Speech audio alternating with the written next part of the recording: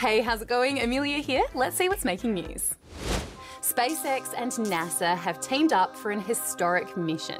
Tomorrow is set to be the first time astronauts will take off from American soil in nearly 10 years. But there's another catch. The spacecraft has never actually carried people before. This was a huge moment for space travel. The launch of SpaceX's Demo 1. It carried supplies for the International Space Station and a dummy called Ripley. Hi Ripley. Flash forward a year later and it's time for Demo 2. And this moment's even bigger because this time there'll be real life people on board. Bob Behnken and Doug Hurley will be the first astronauts to lift off in the US since the space shuttle was retired back in 2011. For the past few years, American astronauts have actually had to fly to space via Russia on Soyuz rockets. But now that NASA's partnered with commercial space company SpaceX, that's all about to change. It's meant to get easier and cheaper. Oh, and if you think their suits look like something out of a Hollywood movie, you wouldn't be wrong. They were designed by Jose Fernandez, a costume designer who's worked on a whole bunch of Marvel and DC films. Okay, so what's the plan? Demo 2 will launch on top of a Falcon 9 rocket. At about 2.5 minutes in, the rocket will separate and land itself back on Earth. About 10 minutes later, the second stage should drop off as well, leaving just the Demo 2 pod with the 2 astronauts inside it. Then they'll travel onwards to the ISS, which will take about 24 hours. If everything goes to plan, we could be seeing a lot more of these launches. So it's time to count down to liftoff.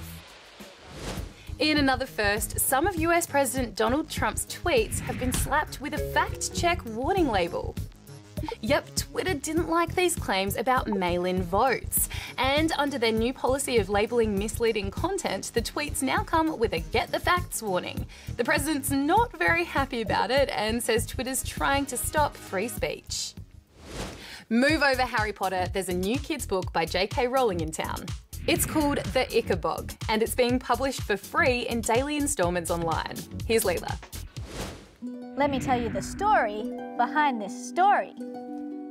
This is actually just a prop.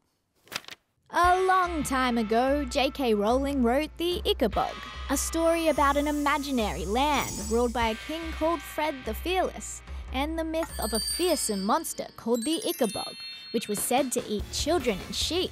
She read it to her children back when she was writing Harry Potter, but years and years later, it was still sitting in the attic. Then coronavirus came. J.K. saw how hard that was on children stuck at home, so the Ickabog came down from the attic.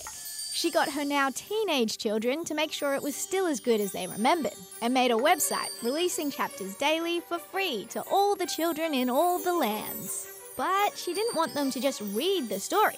She wanted kids to illustrate it, and every day suggested things to draw, hoping the best ones would fit quite nicely into the final book. So that's the story behind the story, but it's still got some blank pages to fill. Because the money made from the actual book will go to people affected by COVID-19. The end of this story's story. Story? Again? Man, I'm getting confused. You know when you really want a game console for Christmas, but you get socks instead?